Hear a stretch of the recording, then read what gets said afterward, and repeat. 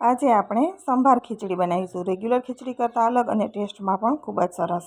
તો છેલ્લે સુધી ખાસ જોજો અને નવા હો તો ચેનલને સબસ્ક્રાઈબ કરી દેજો અને ફેસબુક પરથી જોઈ રહ્યા હોય તો ફેસબુક પેજને ફોલો કરી દેજો, જેથી રોજ નવા વિડીયોના નોટિફિકેશન તમને મળતા રહેશે. તો પહેલાં મેં અહીંયા અડધી વાટકી, તમે જે ઘરમાં રેગ્યુલર ખાતા હોય એ ચોખા લઈ શકાય. સાથે 2 ચમચી એટલે કે 1/4 કપથી થોડા ઓછા એવી તુવેરની દાળ અને મગની દાળ નાખી છે મેં. અડધી વાટકી ચોખા સાથે તુવેરની દાળ અને મગની દાળ. તો ખીચડી આપણે રેગ્યુલર મગની દાળમાંથી બનાવતા હોઈએ છીએ, પણ આનો ટેસ્ટ થોડો અલગ આવશે. તો દાળ બધી આપણે પહેલાં મિક્સ કરી દઈશું.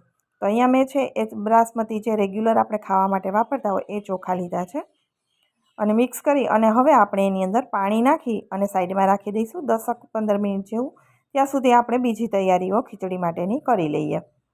તો આ રીતે પાણી નાખી અને આપણે બધા ચોખા દાળ પલાળી દેવાના છે અને એને હવે સાઈડમાં બોલને રાખી દઈશું. હવે લઈશું શાકભાજી. તો શાકભાજી મેં અહીંયા રીંગણ, કેપ્સિકમ, બટેટું, ગાજર, ટમેટું, મરચું, આદું, તમે અહીંયા ડુંગળી પણ લઈ શકો, ફુલેવર, વટાણા તમારી પાસે જે હોય એ બધું શાક લઈ શકાય. બધું શાક ધોઈ અને તમને જોઈએ એ ટુકડામાં નાના મોટા કટિંગ કરી લેવાનું. અહીંયા બધું શાક મેં કટિંગ કરી દીધું છે. સાઈડમાં રાખી હવે આપણે ખીચડીનો વઘાર કરીશું. તો વઘાર માટે આપણે મોટી ચમચી જેટલું તેલ નાખવાનું છે. ખીચડીમાં તેલનું પ્રમાણ ઓછું હોય છે તો પણ ખીચડીનો ટેસ્ટ એકદમ સરસ આવે. હવે તેલ ગરમ થાય એટલે આપણે એની અંદર રાઈ નાખીશું, સાથે મેથી દાણા નાખીશું. કેમ કે સંભાર ખીચડી છે તો મેથી દાણાની સુગંધ એમાં સરસ લાગે અને પાચન માટે પણ મેથી દાણા ખૂબ જ ઉપયોગી હોય છે. સાથે આપણે અડધી ચમચી જેટલું જીરું નાખી દેવાનું છે. રાઈ ફૂટી જાય ત્યાર પછી આપણે એની અંદર હિંગ નાખીશું અને સાથે આપણે લીમડો અને સૂકા મરચાં નાખીશું. આપણે કાઠિયાવાડી ખીચડી બનતી હોય તો આખા મસાલા આપણે નાખતા હોઈએ છીએ, પણ તો આ સંભારી ખીચડી છે સંભાર જેવા ટેસ્ટ સાથે, એટલે આપણે એમાં નહીં ઉપયોગ કરીએ. અને સરગવાની સિંગ હોય તો પણ નાખી શકાય. બધા મસાલા નાખી અને પછી આપણે એની અંદર શાકભાજી નાખવાના છે. શાકભાજીને આપણે થોડા સાતળીશું તેલમાં અને ગેસની ફ્લેમ અત્યારે મીડિયમ રાખવાની. ત્યાર પછી આપણે મસાલા કરીશું. તો હળદર છે એનું પ્રમાણ થોડું ઓછું રાખીશું અને લાલ મરચું વધારે નાખીશું. તો અહીંયા હળદર, લાલ મરચું, ધાણા, જીરું અને સ્વાદ પ્રમાણે મીઠું નાખવાનું છે. અને ત્યાર પછી આપણે એક મોટી ચમચી ભરી અને સંભારનો મસાલો નાખવાનો છે, જેના લીધે સ્વાદ અને કલર બંને અલગ આવશે આપણી રેગ્યુલર ખીચડી કરતાં. હવે બધી મસાલા છે આપણે શાકભાજી સાથે મિક્સ કરી દઈએ. તો આ ખીચડી સાથે તમારે બીજા કોઈ શાક, રોટલી કે અધર વસ્તુ બનાવવાની જરૂર જ નહીં રહે. એવી સરસ ટેસ્ટી ખીચડી બનીને તૈયાર થશે. બધા શાકભાજી મિક્સ કરી અને ત્યાર પછી આપણે એને વધારે કૂક કરવાના નથી, મસાલા પણ બળવાના નથી.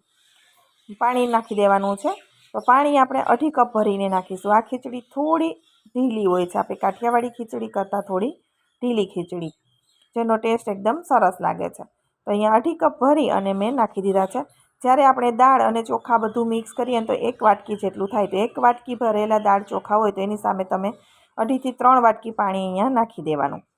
ઢક્કણ ઢાંકી દઈશું એટલે આપણો ગ્રેવી છે પાણી એ ઉકળવા લાગે રસો. અને અહીંયા દાળ ચોખા છે એને પલળી ગયા, 10-15 મિનિટ જેવો સમય થઈ ગયો છે. એને પણ પાણી કાઢી અને સરસ આપણે ધોઈ લેવાના. ત્યાર પછી આપણે ખીચડીની અંદર નાખી દઈશું. તો અહીંયા દાળ ચોખા હવે આપણે એડ કરી દઈએ, પલાળેલા છે. તો રેગ્યુલર ખીચડી કરતાં એનો ટેસ્ટ તમને થોડો અલગ લાગશે. મિક્સ કરી દઈએ, કવર કરી દઈશું અને સાથે આપણે સાંભારી ખીચડી છે એટલે આંબલીનો ઉપયોગ કરીશું ખટાશ માટે, જે વધારે પડતી ખાટી નહીં લાગે પરંતુ એનો ટેસ્ટ એકદમ સરસ આવશે. તીખી થોડીક એવી ખાટી એટલે ટેસ્ટ એકદમ અલગ જ આવશે. હવે મિક્સ કરી અને ઢક્કણ ઢાંકી દઈશું. ગેસની ફ્લેમ મીડિયમ રાખવાની છે અને 4 વિસલ આપણે થવા દેવાની છે. 4 વિસલ થાય અને પ્રેશર આઉટ થાય ત્યાં સુધી આપણે કુકર ખોલવાનું નથી. પ્રેશર નીકળી ગયા પછી જ આપણે કુકર ખોલીશું. તો અહીંયા મારે 4 વિસલ પછી તમે જોઈ શકો છો પ્રેશર બધું આઉટ થઈ ગયું છે અને પછી આપણે કુકર ખોલીશું. તો આપણી ખીચડી છે એકદમ સરસ પરફેક્ટ પાકી ગઈ છે. તો આ રીતે ખીચડી બનાવશો ને તો ખીચડીનો ટેસ્ટ એકદમ અલગ જ આવશે અને વરસાદમાં ગરમ ગરમ ખીચડી ખાવાની બહુ જ મજા આવશે. સાથે બીજી કોઈ વસ્તુની જરૂર રહેશે નહીં. તો તમને આ સંભાર ખીચડી કેવી લાગી છે કોમેન્ટ બોક્સમાં જરૂરથી જણાવજો. વિડીયો પસંદ આવે તો લાઈક આપજો અને વધુમાં વધુ લોકો સાથે શેર કરજો.